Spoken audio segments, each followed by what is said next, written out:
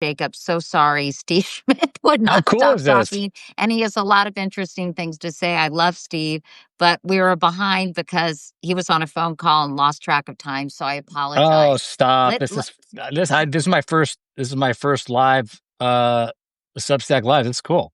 I can't believe this is your first Substack Live. Wow, I'm very honored that you're doing it with me. Jacob, I know you don't have a ton of time, but Don't worry about you've done an incredible job between everything else you're doing, covering these ice raids. You've been in Chicago. I guess you were in LA as well, New York. Just give us a quick overview, and then I want you to share with us some of the stories that are happening all over the country that we're seeing in bits and pieces on social media, but I don't think many people or everyone understands the full breadth of what is happening out on American streets.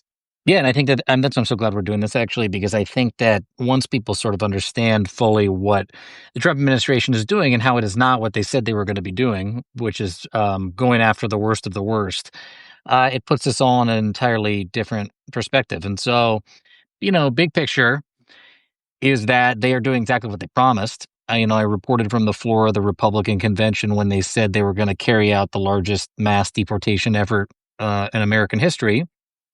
And you can't carry out mass deportations without deporting non-criminals, people who are just here undocumented and in many cases have lived their entire lives here. Or are US citizens, right? Well, it's such a good point. They modeled this after an 1954 operation from Dwight D. Eisenhower with the name that is so racist. I'm not going to say it, but it deported 1 million Mexicans, many of whom who had come here legally through the Bracero program, the work program, and many Mexican Americans as well. And that's the model that they used for creating the largest mass deportation program in American history. Um, and so, when I was on the floor of the convention, they held up those signs, mass deportation now. And what is mass deportation? Because it's not possible to deport. If you want to break the record of Dwight D. Eisenhower and Barack Obama, who deported a lot of people, more people than any president, you have to deport everyday civilians. They might be undocumented, but they're here with having committed no other crime than just being here and being present in the country. And many of them are the process of becoming US citizens, right? Oh They're in man, court hearings, they're you've seen doing that. it I the was there right too. way. I went to 26 Federal Plaza in downtown Manhattan, and I watched them just picking people off like shooting fish in a barrel, and who are trying to, as you said, Katie, like do things the right way.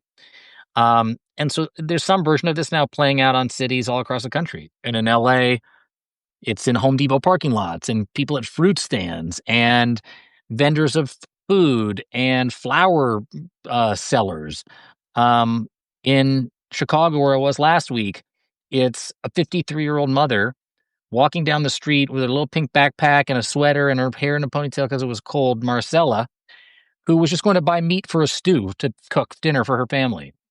And she gets rolled up on by multiple vehicles, maybe a dozen agents, masked, long rifles, tactical gear, and a crew from DHS filming the video on a high definition camera because that's what they're trying to do. They're making these propaganda videos out of it to try to make it look like um, the streets are lawless. And I'm not saying there's not crime in Chicago or crime in LA or crime in these places. But is it undocumented immigrant crime? Is it crime that can't be solved by local law enforcement or grants from the federal government, like the mayors and the governors of these places are asking for?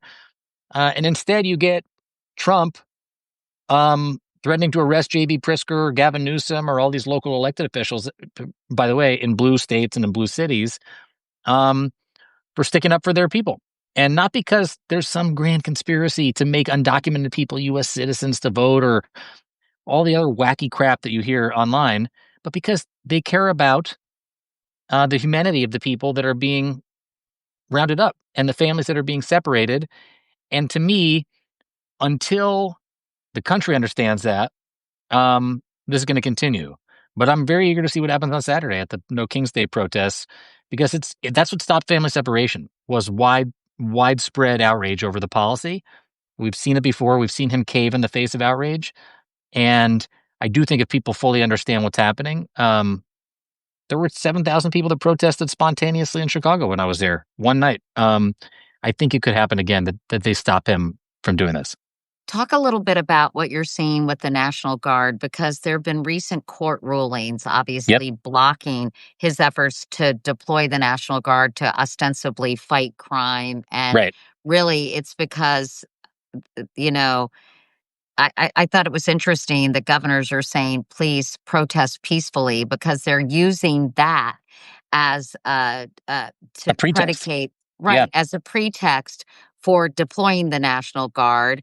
And then the national, so tell us a little bit about what you're witnessing vis-a-vis the National Guard, and why Trump, I guess he's invoking the Insurrection Act as a way to get around these court rulings, because they're federal judges are saying you can't do this, but so far he's ignoring them, right? That's what the sort of the theory of the case is that if he continues to be pushed back in the courts about these deployments of the guard troops, um, then he will invoke the Insurrection Act. And let me just tell you, there's no insurrection on the streets of Chicago. There's no insurrection on the streets of Los Angeles. Um, it's just not happening. And why J.B. Pritzker says it's a pretext, it's sort of the same thing that we saw. It's not sort of, it is deja vu. It's the same exact thing that we saw here in LA. They take small images, use them to justify the deployment of the guards, or in the case of the Marines in LA, that branch of the military.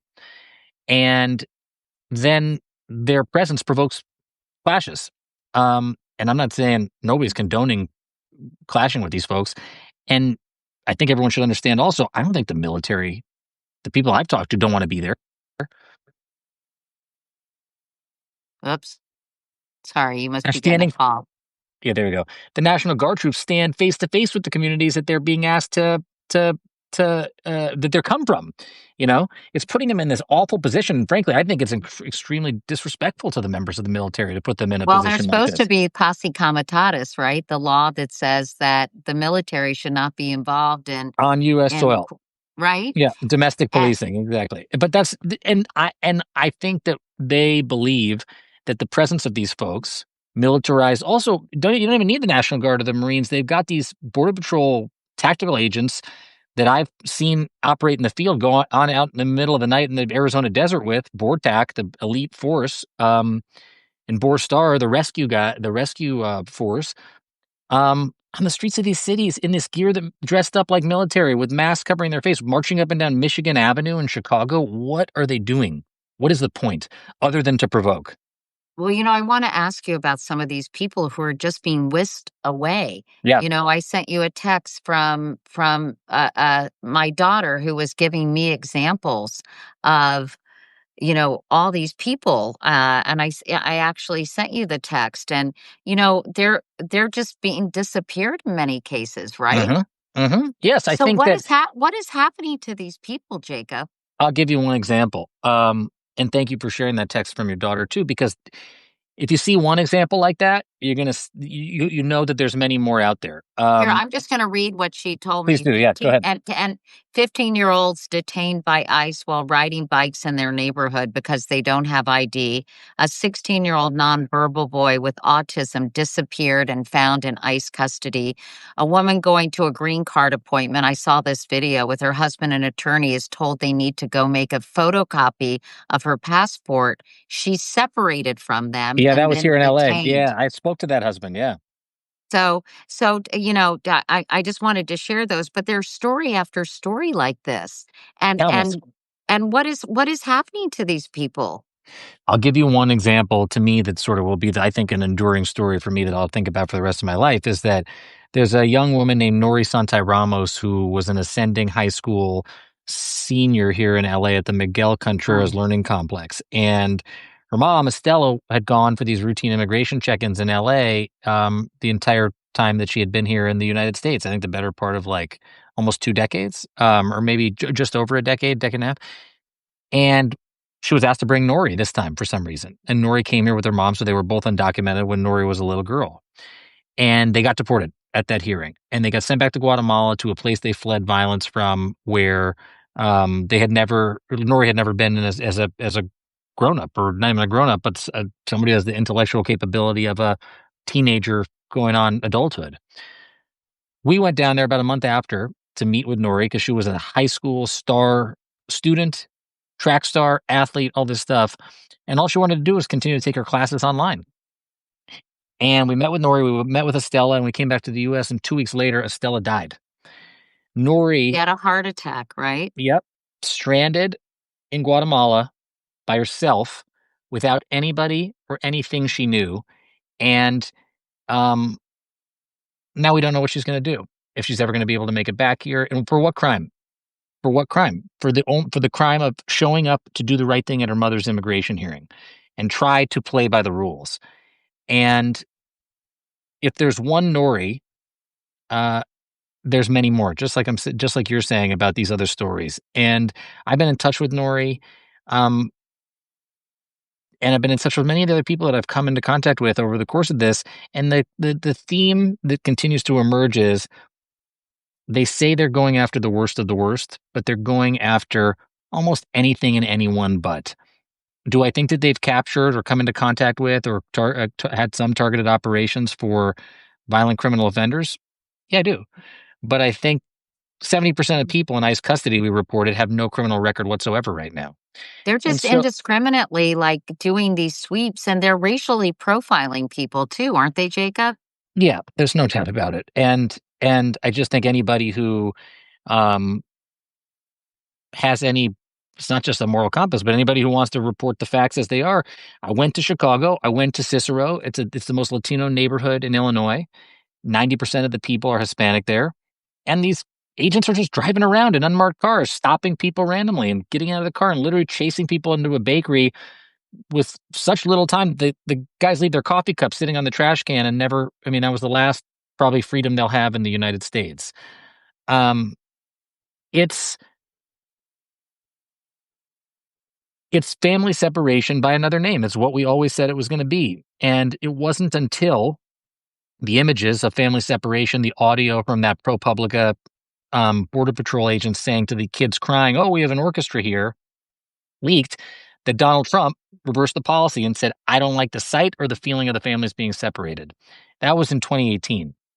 And it wasn't because he was morally opposed to it. It's because the images that were It was coming bad out PR for him.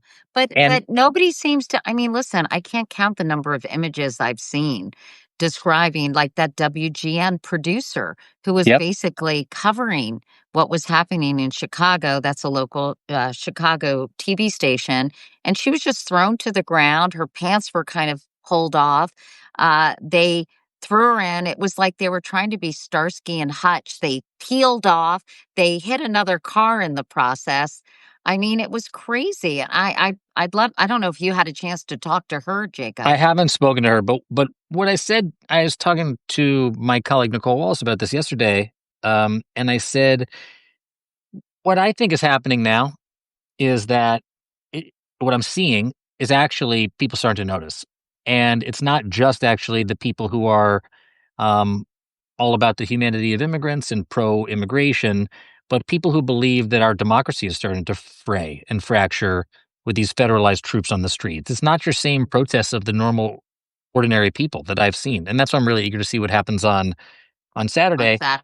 It's also people who are sticking up for members of the military. Who, how would you like to be 17 or 18 or 19 years old, signing up for the National Guard, and watching the news today and realizing you're not getting deployed overseas, you're getting deployed to your friend's neighborhood in order to patrol and terrorize, because that's what the point of all of this is to send they even Greg Bavino, who runs the border patrol operations in these cities, has said these are shows of force. I'm paraphrasing, I don't know exactly the words he used, but they're doing it to send a message, not to actually do anything tactical, but to scare people into running away.